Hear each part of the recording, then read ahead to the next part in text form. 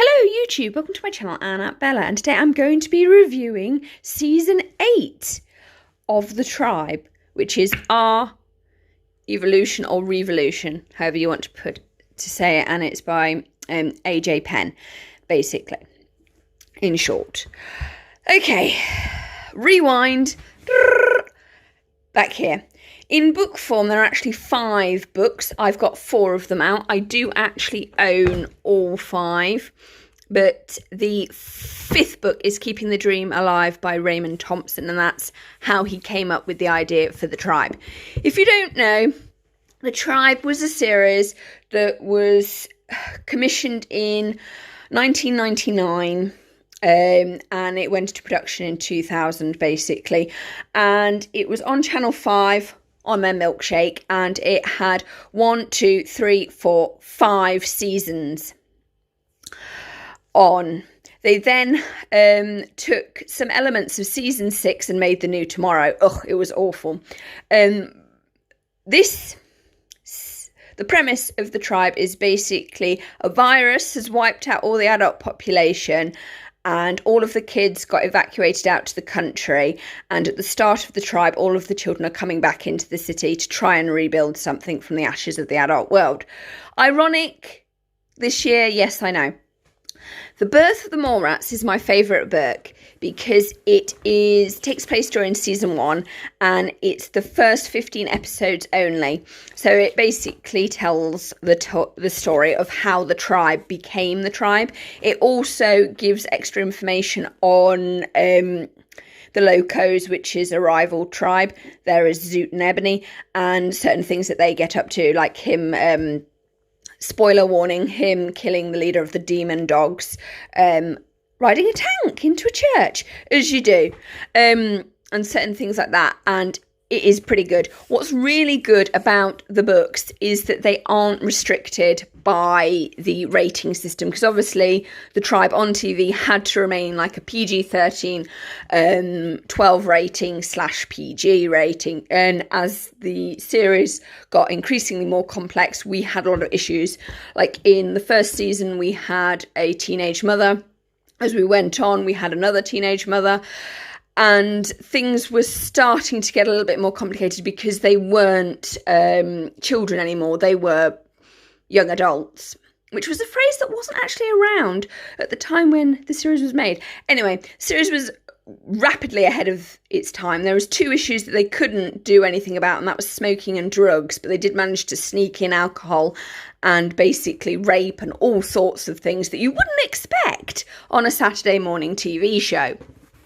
But then again, it was dystopian. So season 1, there were no adults at all in the series. They had all died due to a virus.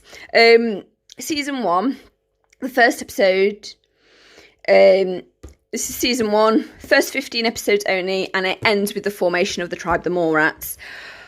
You then have season 1, 2, 3, 4, 5. 4 and 5 are very, very weak in comparison to 1, 2, 3, as obviously the adult themes having to be dumbed down.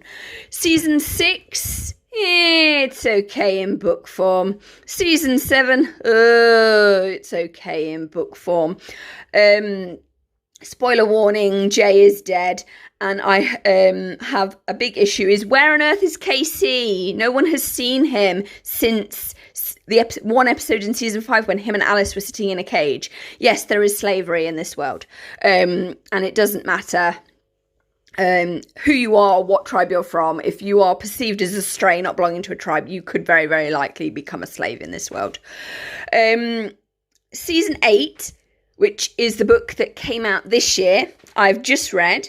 I found it okay. It was really nice to finally have nearly everybody together, Casey and Chloe missing still. But I feel that the ending, spoiler warning again, was too convenient, and no way would Amber just walk away from the new collective / United Nations of the collective. She wouldn't do that. She would either join it or they would basically form part of the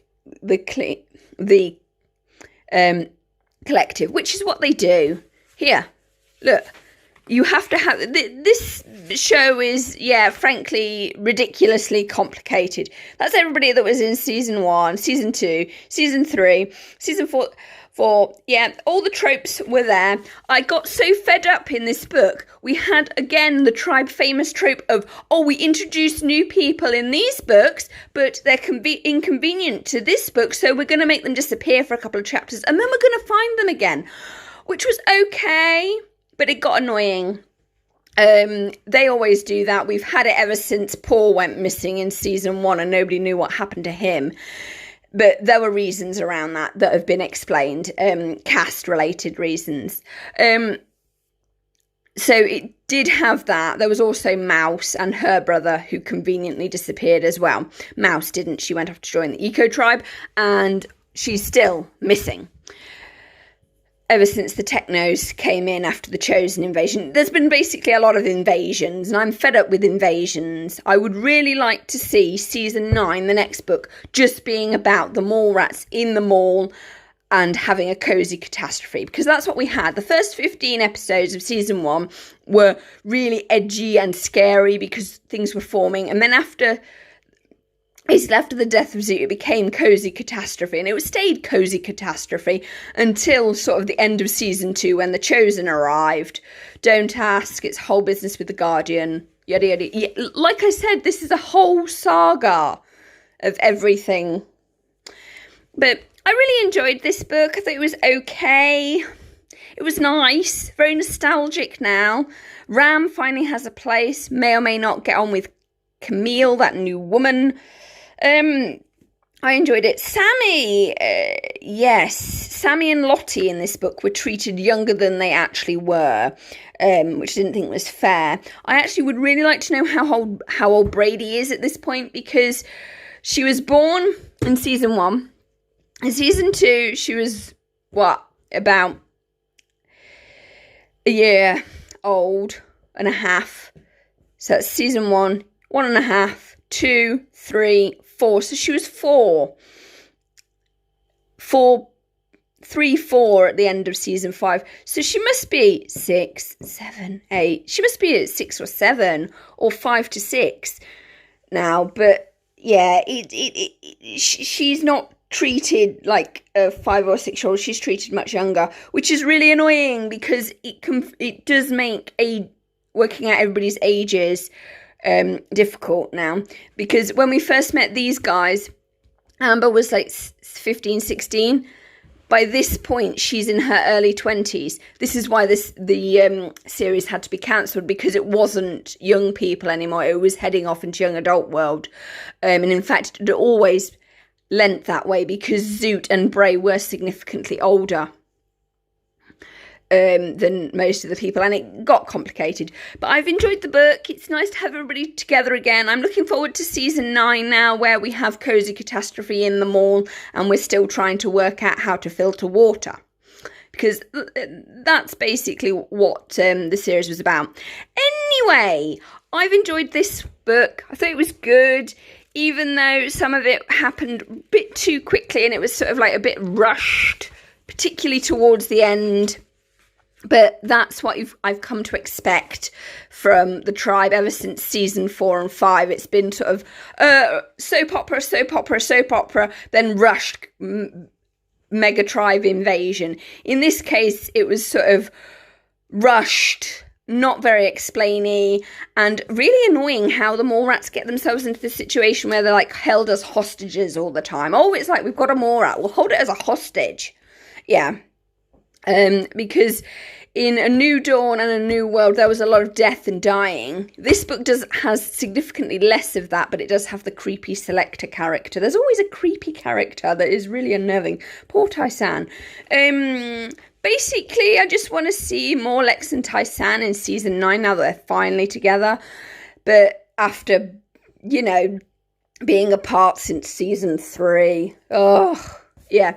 Anyway, I've enjoyed the book. It was okay, nice, nostalgic, but I think that it's going to struggle now because I think that the ending was too neat and it makes like a possible season 9 almost impossible to actually write, even though I know that they're planning to do that. So yeah. Interesting use of other characters. They've always done really well with disabled representation within the tribe. There's always been characters with a variety of disabilities all the way through, though it does make Ram's whole revelation of the fact that we first see him in a wheelchair and then by the end he's miraculously walking. Season 5, that is a bitter pill to take, as is the fact that herbal remedy can cure a virus that artificially speeds up the aging process.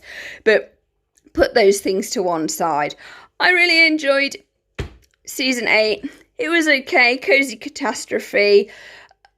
A bit of the Mallrats not actually doing a lot, just sort of sitting around. It was nice to see that they brought the Privilege in, because the Privilege would have come in season 6, and we did get a mention of Flame.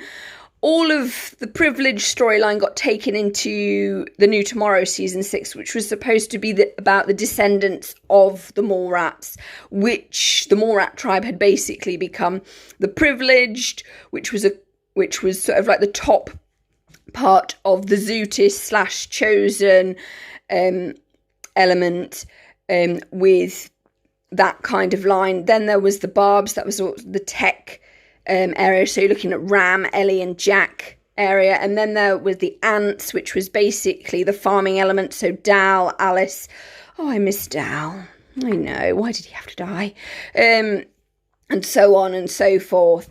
Yeah, New Tomorrow was, ugh, it sucked. Anyway, season 9, if you've not read it, check it out. I found it really good. Sorry if you've been spoiled, but basically it gets all the Mallrats together apart from Casey and Chloe, who are still missing.